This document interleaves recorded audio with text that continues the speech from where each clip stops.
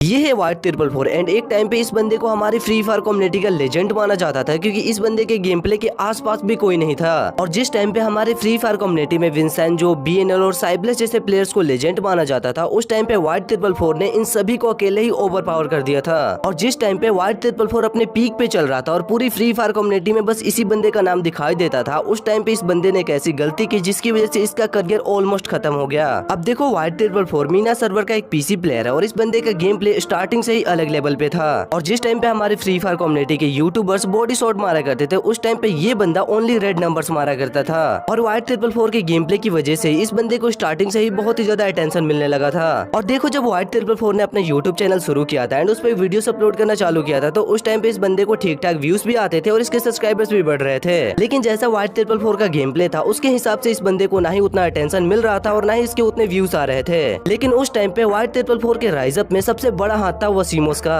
अब देखो जब पहली बार वसीमोस ने वाइट ट्रिपल फोर का गेम प्ले देखा था, उसी टाइम पे वसीमोस वाइट ट्रिपल फोर का फैन हो गया था और वाइट ट्रिपल फोर को मेन स्ट्रीम करने के लिए वसीमोस उसके ऊपर वीडियोस बनाने लगा, उसे अपने लाइव स्ट्रीम में खिलाने लगा, जिसकी वजह से वाइट ट्रिपल फोर को काफी ज्यादा अटेंशन मिलने लगा। और वसीमोस की रिएक्शन वीडियो और उसके लाइव स्ट्रीम में खेलने की वजह से वाइट ट्रिपल फोर का एक अच्छा खासा फैन बेस बन गया था। और अब जाके वाइट ट्रिपल फोर को उसके गेम प्ले के हिसाब से अटेंशन मिलने लगा था और काफी बड़े बड़े यूट्यूबर्स की नजर वाइट ट्रिपल फोर पे पड़ने लगी थी। और इस टाइम तक वाइट ट्रिपल फोर अपने गेम प्ले की वजह से इतना ज्यादा पॉपुलर हो चुका था कि इस बंदे को मीना सर्वर की सबसे बड़ी गिल्ड ओवर पावर में भी इनवाइट किया गया था। और तुम सभी लोगों को शायद याद होगा कि उस टाइम पे मीना सर्वर के सबसे बड़े प्लेयर्स या फिर यूट्यूबर सभी लोग ओवर पावर गिल्ड में ही रहते थे। और इसी वजह से जब white triple four over power guild में गया, इस बंदे को काफी सारे बड़े यूट्यूबर्स जानने लगे और इसको और भी ज्यादा अटेंशन मिलने लगा। लेकिन कुछ टाइम ओवर पावर गिल्ड में रहने के बाद व्हाइट ट्रिपल फोर ने इस गिल्ड को छोड़ दिया और अपना एक गिल्ड बनाया जिसका नाम था नॉट ह्यूमंस। और देखो जो व्हाइट ट्रिपल फोर ने अपना ये गिल्ड बनाया था ना, तो इस गिल्ड में व्हाइट ट्रिपल फोर जैसे और भी प्लेयर्स आने लगे जो सेम व्हाइट ट्रिपल फोर जैसा ही खेलते थे। और इस टाइम तक व्हाइट ट्रिपल फोर ये बंदा इतना ज्यादा पॉपुलर हो चुका था कि गरीना वालों ने खुद इसे अपने पार्टनर प्रोग्राम में लिया और इसको वीवेच भी दिया था।